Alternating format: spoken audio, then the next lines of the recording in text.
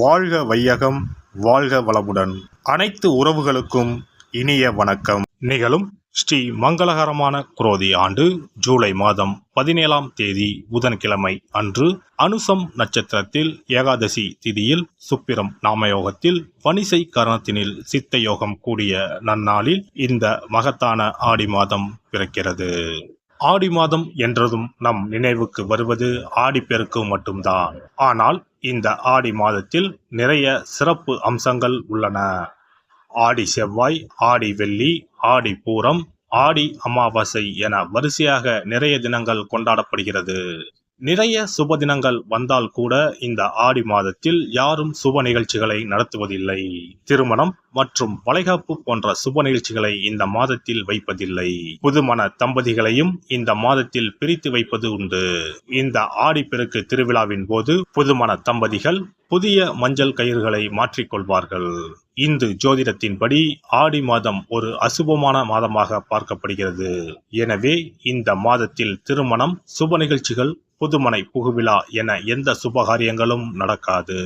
இந்த ஆடி மாதத்தை ஒரு சூனிய மாதம் என்றும் கூறுவார்கள். ஆடி மாதத்தை ஒரு சூனிய மாதமாக பார்த்தாலும் இந்த மாதத்தில் ஏராளமான பூஜை மற்றும் விரதம் மேற்கொள்ளப்படுகிறது.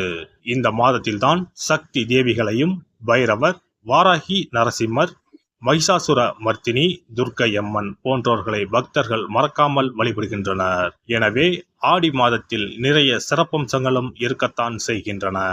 ஆடி மாத கிரகநிலை என எடுத்துக்கொண்டால் ரிஷபத்தில் குருவும் செவ்வாயும், கடகத்தில் புதன், சுக்கிரன், சூரியனும், கன்னியில் கேது பகவானும், கும்பத்தில் சனியும், மீனத்தில் ராகு பகவானும் உள்ளனர். இம்மாத கிரக பெயர்ச்சி என பார்த்தால் ஆடி மாதம் 3ஆம் தேதி புதன் பகவானும் 15ஆம் தேதி சுக்கிர பகவானும் இடப்பெயர்ச்சி ஆகின்றனர். அதைத் தொடர்ந்து 20ஆம் தேதி புதன் பகவான் வக்கிரம் அடைகிறார். ஆக புதனும் சனியும் இம்மாதம் வக்கரத்தில் சஞ்சாரம் செய்கின்றனர். இந்த கிரக அமைப்பினால் உங்கள் வாழ்வில் உண்டாகும் சுப மற்றும் அசுப பலன்கள் என்ன என்பதனை பற்றி காண்போம்.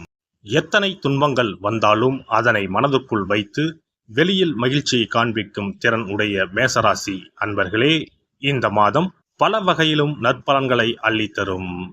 தெய்வ பக்தி அதிகரிக்கும், பயணங்கள் மகிழ்ச்சி தரும், மனதில் தன்னம்பிக்கை அதிகரிக்கும்.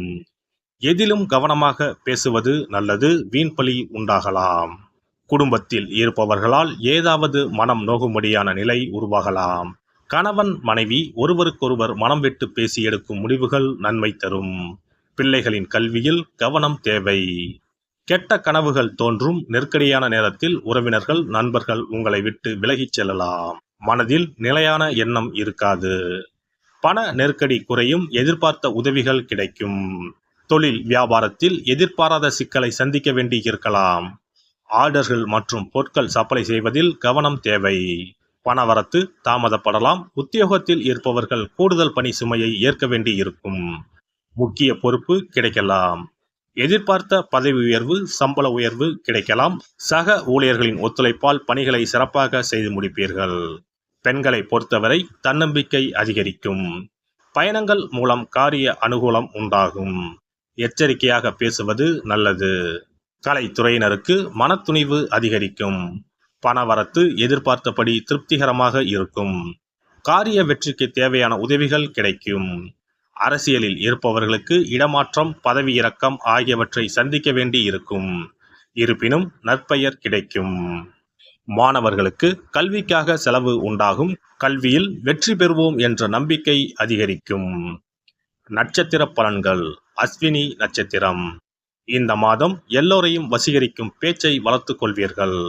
எல்லா காரியங்களும் அனுகூலமாகும். முக்கிய நபர்களின் சந்திப்பும் அவர்களால் உதவியும் கிடைக்கும். பரணி நட்சத்திரம். இந்த மாதம் உடல் ஆரோக்கியம் பெறும். மனதில் தைரியம் கூடும். தன்னம்பிக்கை உண்டாகும். எடுத்த காரியங்களை செய்து முடிப்பதில் எதிர்பாராத திருப்பங்கள் ஏற்படும். கார்த்திகை 1ஆம் பாதம். இந்த மாதம் லாபஸ்தானத்தில் இருக்கும் கேதுவின் சஞ்சாரத்தால் தொழில் வியாபாரத்தில் முன்னேற வாய்ப்புகள் எதிரில் வந்து தோன்றும். வியாபாரம் தொடர்பான செலவு கூடும். உத்தியோகத்தில் இருப்பவர்களுக்கு முக்கிய பொறுப்பு கிடைக்கலாம். செயல்திறன் அதிகரிக்கும். செவ்வாய்க்கிழமை தோறும் விரதம் இருந்து முருகனை வணங்கி வர காரிய தடைகள் நீங்கும். எதிர்பார்த்த வெற்றி கிடைக்கும். அதிர்ஷ்ட கிழமைகள் செவ்வாய், புதன், வெள்ளி. சிறப்பு தொகுப்பு ஆடி மாத சிறப்புகள் மற்றும் வழிபாடு தொடர்பான சில குறிப்புகளை பற்றி காண்போம். ஆடி மாதத்தில் சிவனின் சக்தியை விட பார்வதியின் சக்தி அதிகமாக இருக்கும் என்பது ஐதீகம். ஆடி மாத அமாவாசை அன்று மறைந்த முன்னோர்களுக்கு பிதுர் கடமைகளை செய்தால் ஆண்டு முழுவதும் பித்ருக்களுக்கு கடன் கொடுத்த பலன் கிடைக்கும். ஆடி மாதம் சுக்லா தசமியில் திக் தேவதா விரதம் இருக்க வேண்டும். அன்று திக் தேவதைகளை அந்தந்த திக்குகளில் வணங்கி பூஜித்தால் நினைத்தது நடக்கும். ஆடி மாதம் சுக்லபட்ச ஏகாதசி முதல் கார்த்திகை மாதம் சுக்லபட்ச ஏகாதசி வரை மாத உபவாசம் இருப்பது குடும்பத்தில் அமைதியை ஏற்படுத்தும். ஆடி மாத செவ்வாய்க்கிழமைகளில் கோவிலில் எலுமிச்சப்பழ விளக்கு ஏற்றினால் கூடுதல் பலன்கள் கிடைக்கும். ஆனால் எலுமிச்சப்பழ விளக்குகளை ஒருபோதும் வீட்டில் ஏற்றக்கூடாது. வளர்பிறை துவாதசி நாளில் தொடங்கி கார்த்திகை மாதம் வளர்பிறை துவாதசி நாள் வரை பெண்கள் துளசி பூஜை செய்து வந்தால் நினைத்தது நடைபெறும். வீட்டில் சகல செல்வங்களும் குவியும். ஆடி மாதம் செவ்வாய் வெள்ளிக்கிழமைகளில் காமாட்சி தேவியை வணங்கினால் திருமண தடைகள் விலகி சுபம் உண்டாகும்.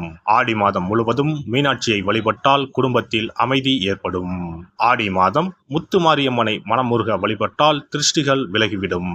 ஆடி மாதம் சுக்ல துவாதசியில் மகா விஷ்ணுவை நினைத்து விரதம் இருந்தால் செல்வம் பெருகும்.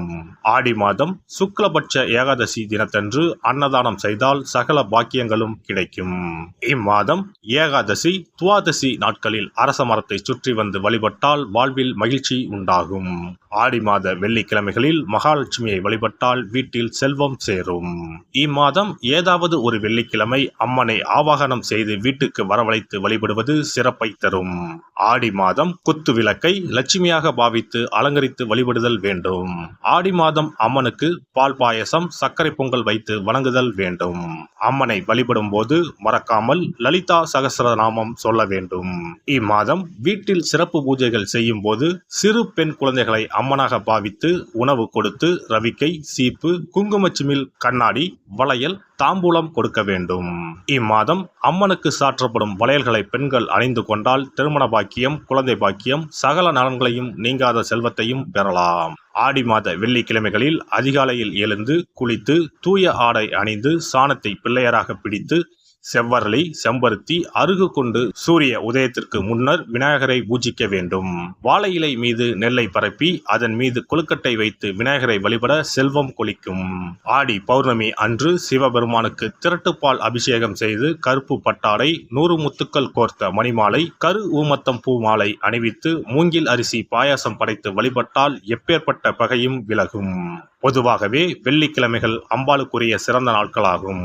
இதனோடு அயனத்துக்குரிய சிறப்பும் சேர்வதால் ஆடி மாதத்தில் வரும் வெள்ளிக்கிழமைகள் அம்பாளுக்கு தனிச்சிறப்பு கொண்டவையாக கருதப்படுகின்றன. எல்லாம் வல்ல இறையருளால் நீங்களும் உங்கள் அன்பு குடும்பமும் உடல் நலம் நீலாயுள் நிறை செல்வம் உயர் புகழ் மெய்ஞானம் ஓங்கி வாழ்க வளமுடன்.